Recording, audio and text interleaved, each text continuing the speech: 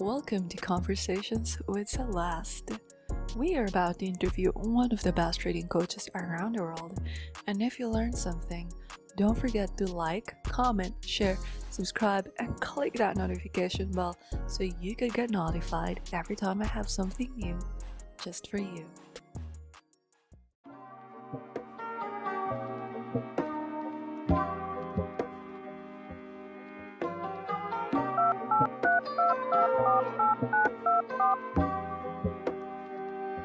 Hello, everyone, and welcome back to the Daily Dose of Vitamin C. I'm really excited to present to you guys Akil Stokes. He is the trading coach. So, hey, Akil, thanks for coming in today. No problem. Thank you for having me on. I know it's still weird from my perspective because I see myself as I started off where everyone else is. So I still see myself as this person that's learning. So it's always funny to be like, oh, this, Akil, this coach, this guru, and it's like me. Like I'm just a normal trader. But I'm honored to be on the podcast, and I'm excited about doing this with you. I know exactly what you mean, especially with the guru part. hmm But you really do help a lot of traders with what you do, and for that, I'd like to thank you. If you haven't heard any of that recently, you really helped my growth personally, and I'm sure a lot of other people around the globe. So, for those who have not heard about you, can you tell us what's your journey like? Like, where did you start? How did you get here? A little bit more intimate with who Akil really is. Sure, no problem. I'll try to keep it as short as possible. I tend to get long-winded, but I first got involved in the market, actually in the stock market. I focus mainly on Forex now, but Mhm. I started off in the stock market simply as the next form of investing. I was fortunate enough to have a very great father who, growing up, taught me about money, which I don't think is taught enough anywhere in the world. But he taught me a lot about money and how it works. And he always kind of allowed me to dip my toe in different ways of investing. So simple stuff like a piggy bank as a little kid to getting my first savings account to seeing how like interest works. Hey, you put money in here and, they give you a little bit back. And just as I grew up, we went deeper and deeper. So from piggy bank to savings account, from savings account to certificate of deposit, which is more like a loan where, I'm lending the bank money for a certain period of time and they're Mhm. promising me a higher return, to a money market account. And when I graduated college, the next step was to invest in the stock market. He said, hey, that's the next step up. I had bonds at some point in there. I think I got Mhm. bonds for like a birthday present. But he invited me to invest in the stock market, and I had no idea what I was doing. I'm like, oh, stock market, buy, sell, fast movement, all the fun stuff. Um, and he just said, my dad doesn't have a big investment background at all, but he said, invest in something just invest in something simple. So I'm going to date myself a little bit, but this was at the time where the first iPhone was coming out. This was my very first investment. And it was Wow. really yes, first one, Apple, at $99. This was, I don't know how many Apple stock splits ago, but it was simple common sense. My first investment, it was, hey, I just gotten out of college. Everyone had iPods. Everyone was listening to music on iPods. Everyone Mhm. had cell phones, and Mhm. Apple had this great idea to basically combine the iPod and the cell phone together. And I'm like, well, that just makes sense. Instead of having two different things, you can have one. And I invested in Apple, and it did very well.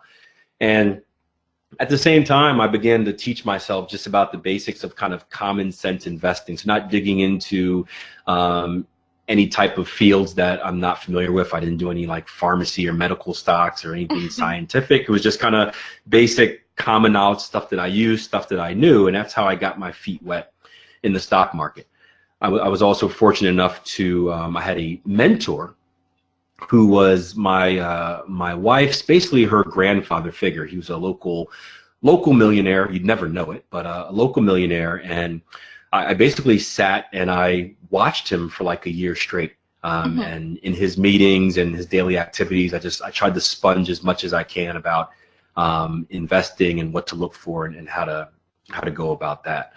So I had a pretty decent decent experience in the stock market, and I fell in love with it. I really had a passion for the markets. This was about the time of the recession here in the U.S., so there were no jobs available. So I was just doing this all summer, and I started asking myself the question, how can I make this into a job? I enjoy it. I want to do it. How can I do this full time? And that's when I heard about Forex. My friend told me about the Forex market. I went to penny stocks first and failed miserably. But after that, yeah, because understand, I was making all this money investing, but it came so slow, right? I doubled my money in Apple, but it took like a year. And I'm like, okay, that was great, but that wouldn't allow me to live. And you're reading up on stuff and like, ooh, penny stocks. I can buy this cheap stock, buy a lot more shares, and I'll double my money in a day, every day. And all the fantasies that we believe in, and that didn't work.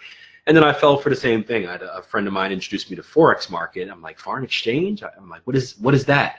And initially I thought that funny story. I thought that the only experience I had with currency exchanges was going to the airport. So I thought, yeah, this is weird. Don't judge me, but I thought that foreign exchange trading, he said you trade different currencies. I thought we'd be going to the airport with like shady duffel bags full of money, sitting outside of the currency exchanges, and then like, waiting for it to move, and then shoving the duffel bag, and they're like, come on, give me money, give me money, give me money. Yeah, it's just, I was uneducated. But eventually I learned what it was. And essentially it was what I took from it was a way to make more money in less time with less money. And that checked all the boxes for me, because I was good at investing and my ego was inflated. And I'm like, hey, I'm good at this. I'll be good at the Forex market, get rich quick, all the stuff you see on the internet. And I failed horribly. I attempted it. It was technical analysis was new to me. I had no idea what a price chart really was aside from a normal line chart. And I failed miserably, and I kept trying and I kept failing, and I was motivated to, I had a passion for it. That's why I kept failing and trying. It wasn't just about the money. I actually liked the game. But in the back of my mind, I wasn't really as dedicated as I needed to be. So one day, after a little bit of thought, this genius decided to quit all 3 of his jobs and focus on the market full time before ever becoming successful. The stupidest thing I've ever done. It sounds like everyone. I mean, it sounds like everyone's story, Yeah. Unfortunately, it goes bad for many people. They quit my job, and I'd lost even more money, and now it's. But I quit my job, and 'cause I knew that was the motivation I needed. I wasn't going to focus unless I put myself in a situation where it was do or die. And I was in a comfortable position. I was working 3 jobs, making good money at the time for a recent college grad, but it wasn't fun. It was working with kids with mental and behavioral health issues, which was enjoyable, was valuable, but it's a tough job. It was coaching track and field at a local university, which was fun but a time-consuming job. And then it was being a janitor at night. It was cleaning toilets and banks and stuff like that, which wasn't fun by any means. I just couldn't see myself doing that for the rest of my life. And so I quit, and I went all in on Forex, and I continued to fail, but eventually I found a mentor. I found a coach to help me out, to help me get on the right track. Failed for a good amount of time, or struggled for a good period of time after that, but eventually was able to turn myself into a consistently profitable trader. And after that, went on to manage money for a little bit, turning my trading into a business, and then eventually becoming a trading coach. And here I am today. Oh, wow. I love it. One of the things that I really loved about your background is that you actually came from a sports sector, from college, right? And I know that peak performance is basically the same in every field, but it's more exploited in the sports arena. What do you think is your natural edge in being a trader from your knowledge in the arena of sports and competitive? And I mean, you coached for track and field. I'm sure this has something to do with your stellar performance now.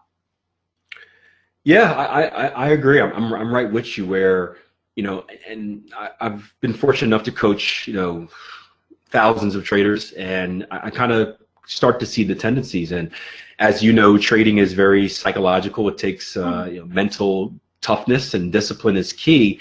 And those are all the things you get in sports. I played sports since the age of 4. I'm still coaching now. And it's tough. You have to be disciplined. You have to listen to a coach. You have to follow rules, a playbook. You have to be disciplined enough to trust your teammates, trust yourself in order to get the job done. You also have to be coachable. You have to be able to handle maybe someone giving you criticism, maybe someone telling you that you're not right and you needing to adjust it. You have to Mhm. be able to make adjustments on the fly. And also deal with I don't like using the word failure because I don't really believe you fail until you've Mhm. completely given up, but you have to deal with setbacks. In every sport, there comes a time where you lose, Mhm. and either you sit there and moan and whine about it, or you you use it as a learning experience, and you understand how to get better. And I think a lot of those characteristics, I didn't really think about it till now, a lot of those characteristics have made me the person I am today. Like, it, in the most humble way possible. I like to think that I'm a winner. Wow. And my trading mentor always told me a great story. He says, winners win.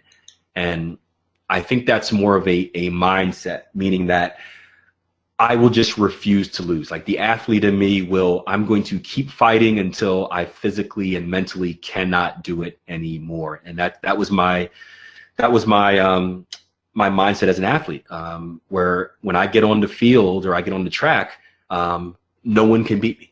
And obviously, I wasn't the best at any of the sports because I'd be a professional somewhere now. But at least the mindset was, we're going to compete. I'm going to give it my all. I'm going to do everything I have to. I'm going to mentally outwork you. I'm going to physically outwork you, preparing for the moment.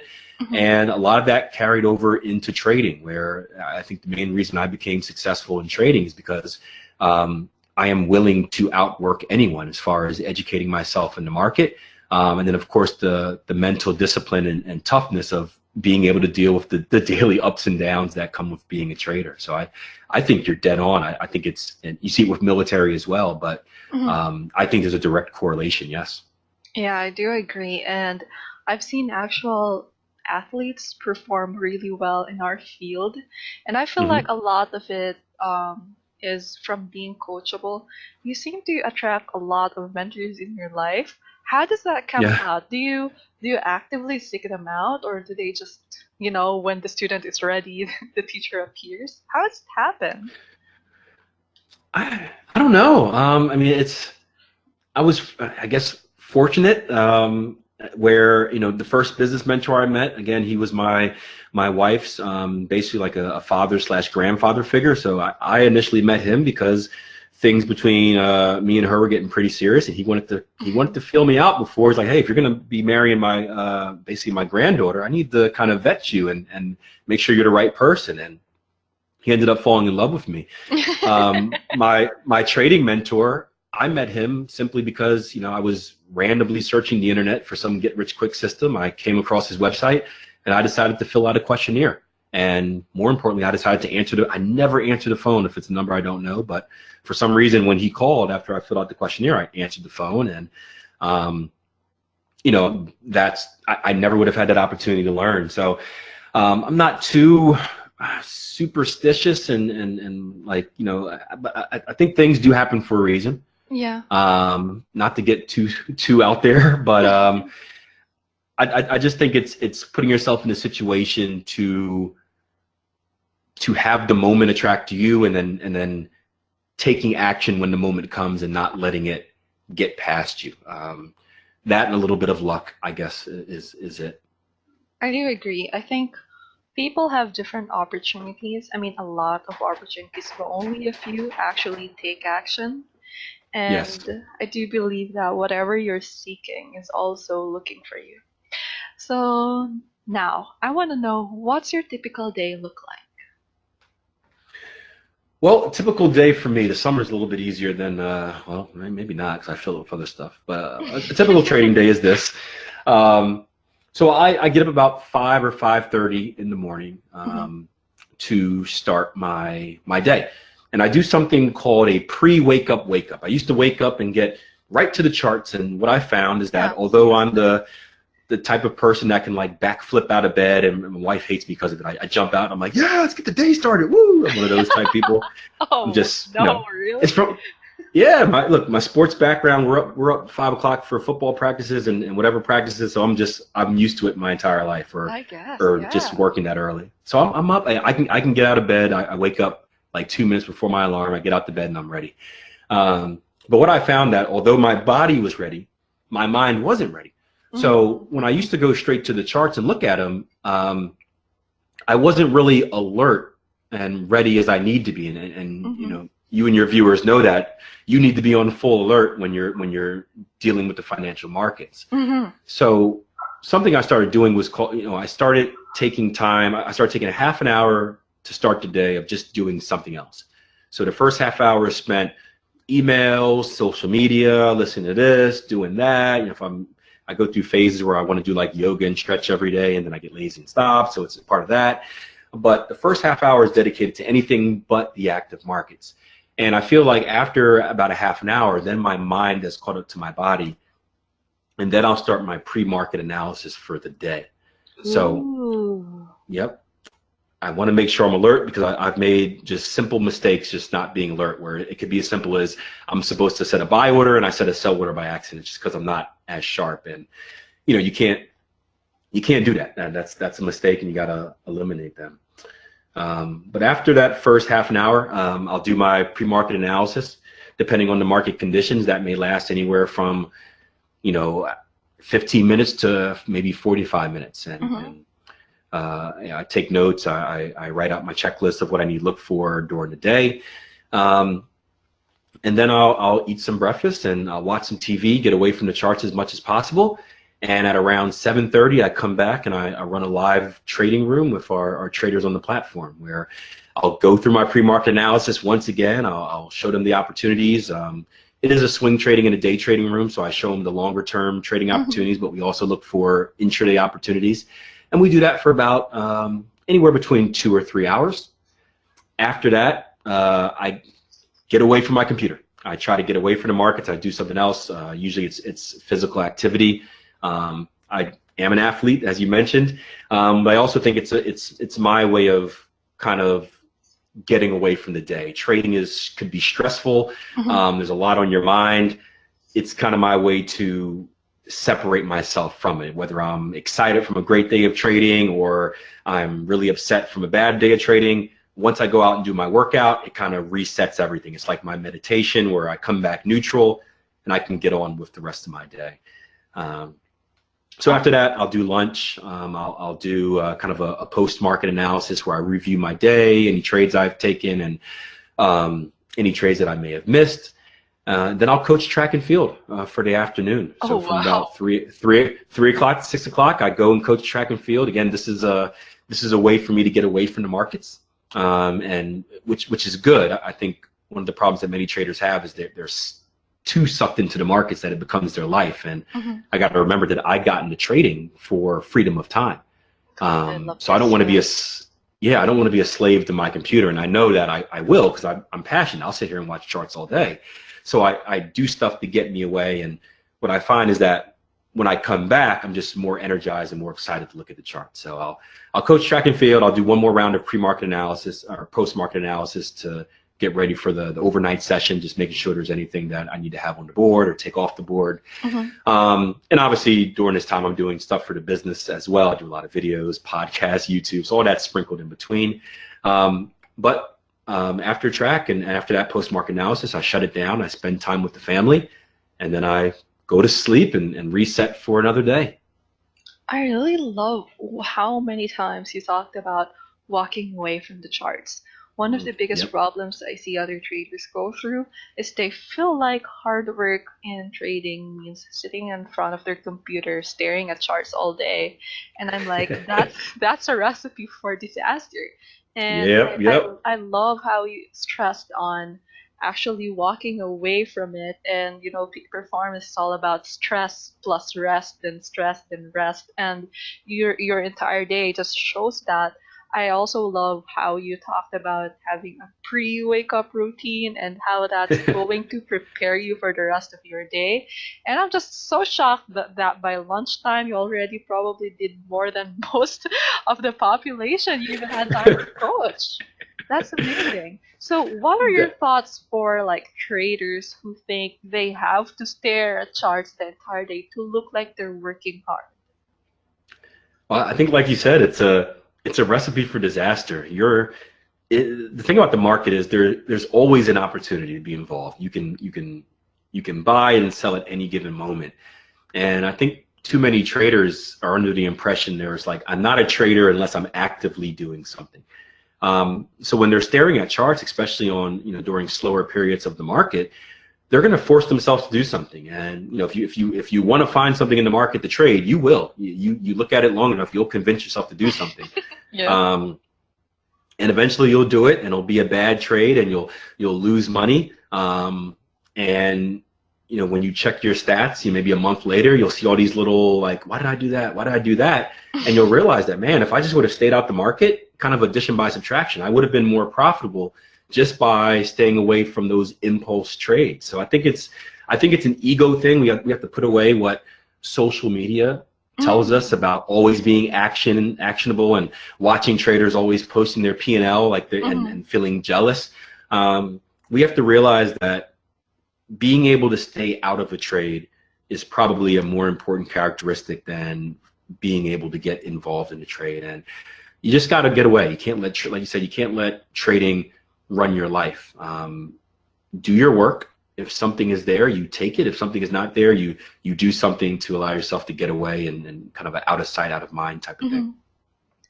I love it. You seem to have everything all put together now. You got time for your family, for your hobbies, for your followers, for your podcast. It's insane. But I want to know what advice would you give yourself, when you were just beginning? What would you tell yourself? Well,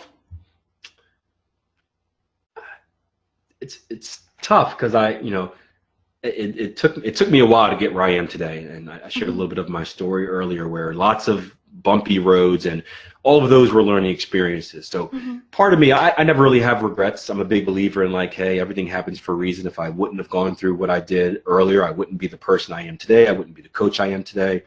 Um, but I guess mindset. I think if there's one thing that I would tell myself is hey, focus on learning how to trade instead of what to trade. I think we get so caught up, including myself, on I want to learn this strategy. I want to learn this technique. I want to learn something that will directly result in me making money in the market. Where we had the discussion earlier before the interview where your strategy doesn't really matter. Trading is more about the person and you, and you'll find a way to make it work that fits kind of your personality and style. And I think the most important trait that a trader can have, or the most important skill that a trader can have, is just the overall ability to read and understand the market. And if you have that overall ability, you can go on to trade any strategy or technique that you Mhm. want to. But if you're just chasing the strategy, you're basically just chasing the money. You don't really know how to trade. You just know what to trade, and nothing lasts forever. And you're not really learning your skill. You're kind of just taking a shortcut, and you're going to end up taking steps backwards if you do that. So, focusing on just learning how to trade would be the one advice, Akil. Don't just worry about a strategy. Focus on learning how to read and understand the market, and then if you do that, you can develop as many strategies as you want off of that skill.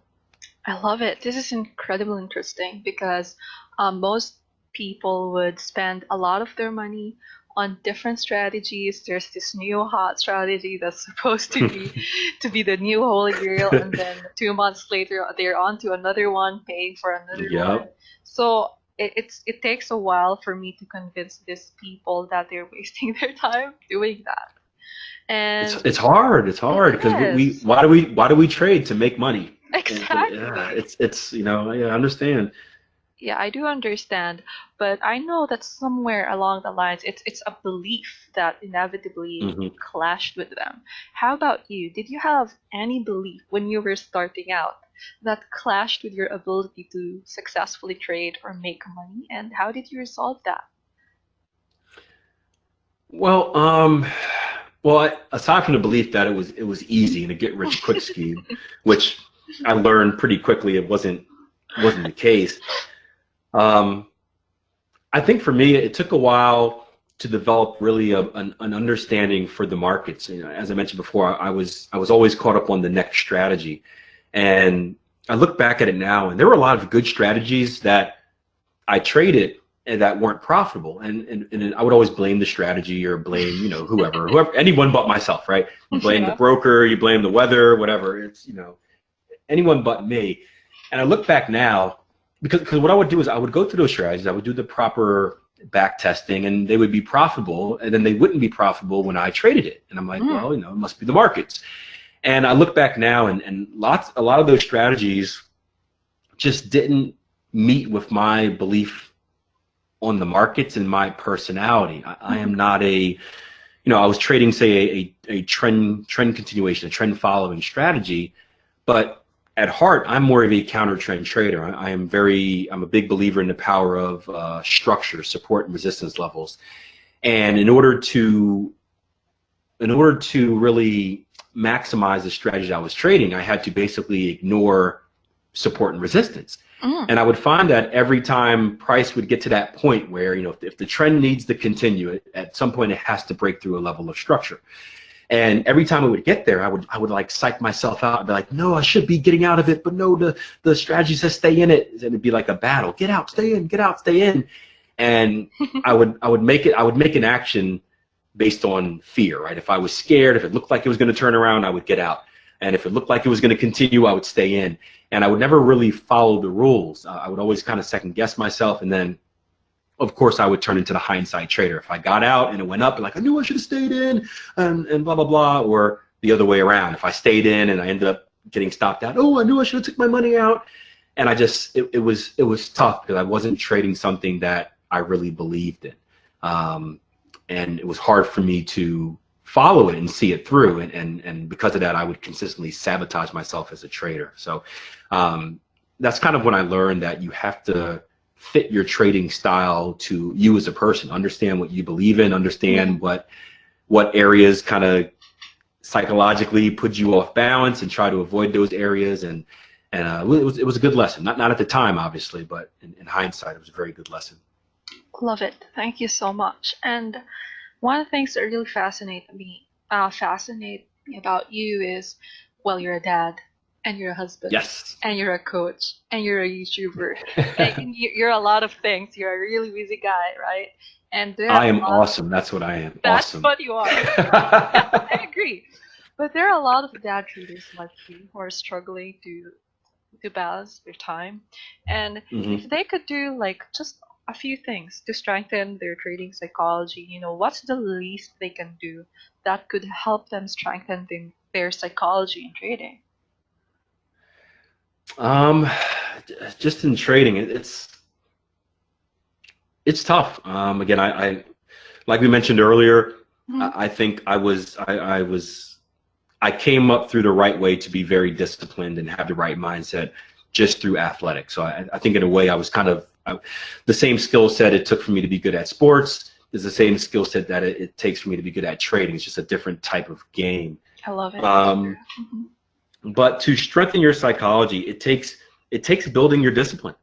And I never thought about this before, but there are many ways you can build discipline. I'm sure as a performance coach, you know many of them, but I'm thinking even simple stuff like going on a diet, right? Going on a Mhm. diet is very difficult because it takes a massive amount of discipline, right? You're not going to eat after 8 o'clock, or you're not going to, not going to have this dessert, and it's sitting there staring at you, and it's so easy to give in. So a thought of mine, and you could let me know if this would translate or not, is if you want to work on your trading psychology, it's not specific to trading psychology, it's specific to kind of psychology and discipline overall. So practicing discipline in other forms and other aspects of your life um, will help. I didn't mention this, but when I worked with kids, a very valuable moment in me becoming the person I am right now is working with children that had mental and behavioral health issues, because I am not a patient person. I'm very Mhm. coachable. I'm very, I'm an athlete. I'm a, yes, coach, I'll do it, but I'm not very patient.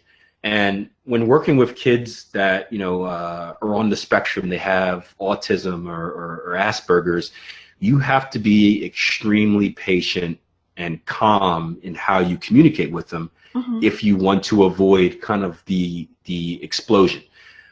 So years of working with children like that have taught me to take a calm approach, think about different ways to phrase stuff, to be very disciplined in what I say and how I act.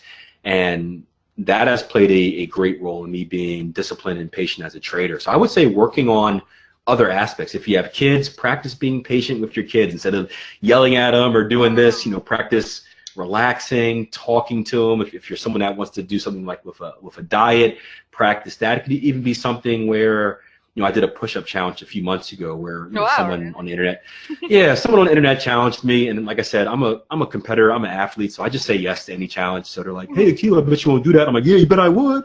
And then before you know it, I got to do 3,000 push-ups in a month. I'm like, "What the heck did I get myself into?" Wow. As I'm in my room, like noodle arms, but it's discipline. It's one of those things where it's like I accepted the challenge. I kind of jumped off the cliff. Now I have to finish it up, and it hurt like heck, but we did those 3,000 push-ups for the month. So simply stuff like that is breaking a barrier where you're saying that, hey, I didn't want to do this, I didn't think I could do it, but I focused in, I kind of willed myself to doing it.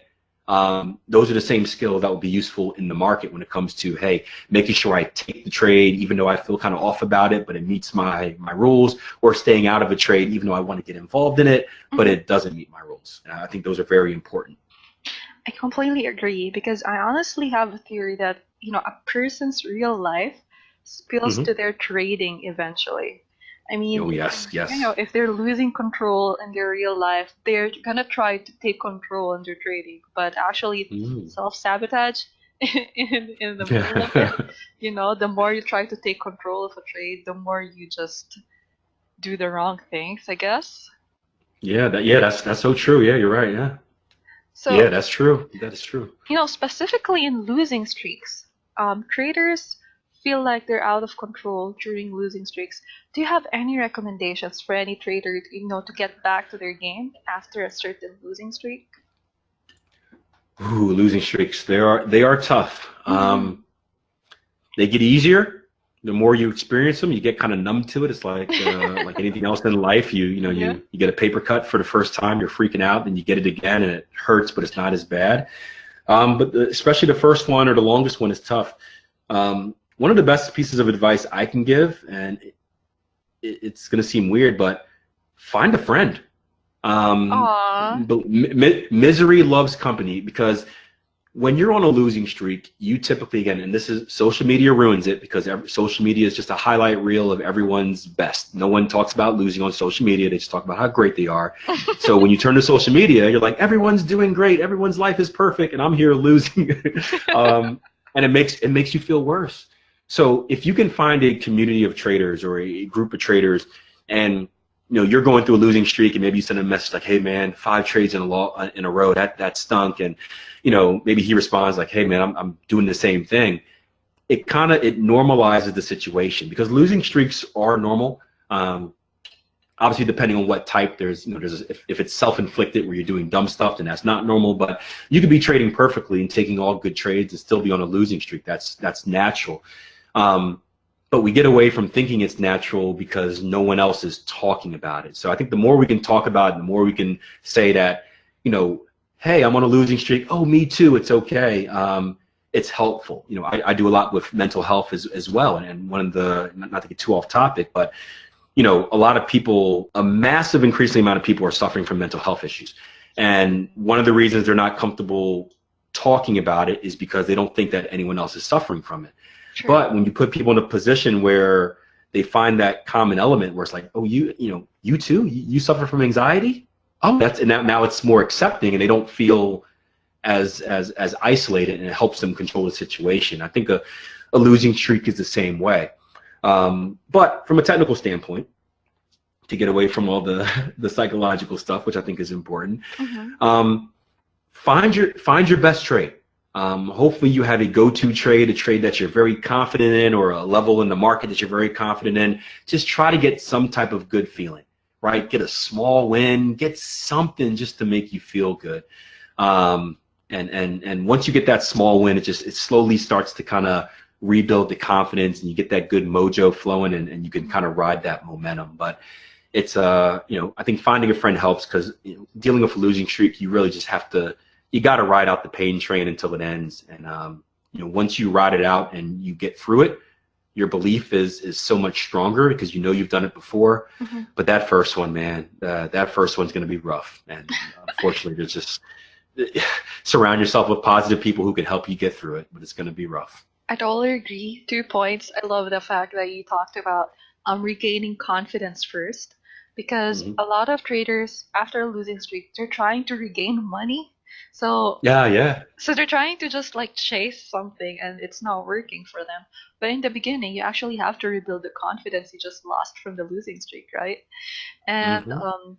the other part that I really love is when you talked about, an accountability group or accountability buddy, which I think is a fantastic idea. And I always tell my students this, that your profitability really depends on your skills, but your survivability depends on your group. So it's Ooh. actually nice to have an accountability group, unless you guys start, cheering each other on when you're doing the wrong things. You didn't do Yeah. your plan, I didn't do it too. That's great.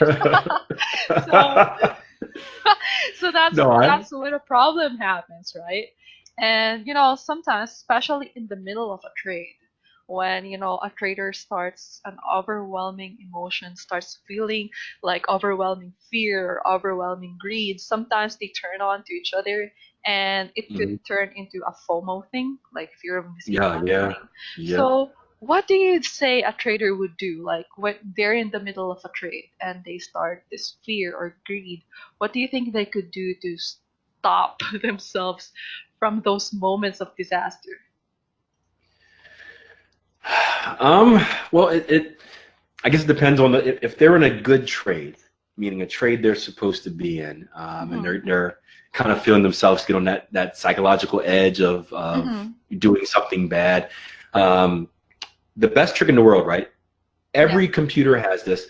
In the top right hand corner of your screen, or maybe left for some of you guys, there's like an X button or a red button, right? Push that. It makes your screen disappear, and then you don't have to worry about it. That's the best thing you do, right? Stop, get away, don't look at it, right? We mentioned it earlier. I purposely put myself in situations where I get away, because I don't like, I feel the same thing. I've been a professional trader for years now, and I don't like looking at trades. It just makes you it tempts you to do something you're not supposed to. And this is coming from someone who's been trading for what now, 12, 13 years. And Mm-hmm. I still have those feelings. Mm-hmm. So getting away from it is perfectly fine. And the same thing, if maybe you've caught a losing streak and you feel like you want a revenge and you need to get some money out of the market, just do some type of pattern interrupt. Do something, get away. Go for, if you're into working out, go for a bike ride, or go to the gym or a run, or go watch a movie. Just do something to get away, and come back when you're in a better mental state. And I guess the tough part is being honest with yourself to know when you're not in a mental state. Um, but you got to be able to realize that. I had a buddy I worked with once who made a deal with his wife. This was his way of doing it, Okay. where every time he made a bad trade, he had to buy his wife a present. And his wife Mm. his wife would stare over his shoulder. I'm guessing she knew his rules. She would stare over his shoulder every single day, right? She was the one that held him accountable. And he said, Akil, he said, you know what? He said, at the beginning, I was making mistakes. And then I realized that it was more expensive to keep buying my wife these presents than it was to be in the market, than what I was gaining from the markets from these bad trades. So he shifted the pain, right? Instead Yeah. of pain of missing a trade or pain of this, the pain was buying his wife a present. Like, he didn't want to do that anymore. That's So really that was that. Yeah, that was more painful. It kept him disciplined because he was so fearful of the alternative.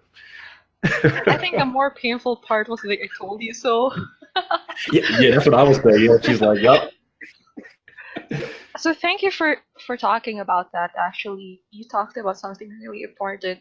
People generally think that professional traders, people who have been trading for so long, people who have been handling funds, that they no longer feel these things, that they no Hmm. longer feel fear or greed or any overwhelming emotions. And because of that kind of belief, that the new traders think that the right thing to do is to suppress how they feel, that they have to tough it out, that they have to sit down and tough it out and feel whatever they have to feel, but they have to sit down. But the truth is, we actually have to address the feeling by Hmm. getting up and doing something else. So yeah, this has been such an amazing talk with you, Akil, and it has been very enlightening. Such fun. I had such fun talking to you. So before we So end did this I. tonight, I want to Mhm. ask, is there any final advice for the traders listening to this right now? Yeah, I think if anything, if you got anything from this podcast, and I know from the message that you preach in general, is that the psychological side, the mental side, that if there's going to be a holy grail in trading, it's that it's you. It's the 6 inches between your ears. It's you and your brain and your psyche. The truth is, there are so many ways to trade. There are so many profitable strategies and techniques that it doesn't really matter which one you use, and the energy shouldn't be focused on finding this magic system. The magic system is you. It's developing the skill to trade and developing the discipline and the psychological wherewithal to be able to do it on a consistent basis. I like to say kind of a three-part formula where consistent analysis plus consistent execution equals consistent results. And the consistent analysis is the technical side of things or the fundamental side of it, however you're analyzing the market. The consistent execution is the psychological side. And it takes both of those things together if you want to be a consistently profitable trader. So kind of don't worry so much. I know social media is changing where this message is being more and more shared. Um, but don't compare yourself to anyone else. Don't be so caught up on the strategy. That is, in my opinion, the easy part. If you can focus on handling yourself mentally and just taking control of yourself from a psychological standpoint, then you have a chance. And if you continue to surround yourself with the right people and the right coaches, they're going to push you in the right direction and you will be successful. Oh, thank you. So, for the people who wants more from you, where can they find you? And if they want to learn more from you, where can they get their hands on Ooh, I get to shamelessly promote myself. it? Of course Perfect. you do. I'm all over. I'm all over social media. My website, the company that I am a co-founder of, is tier1trading.com. We do coaching services. We teach people how to trade, but there's also a lot of free education on there. So if you just go to the website, I think there's a button that says like check out free stuff. There are 2 free webinars on there that are very good.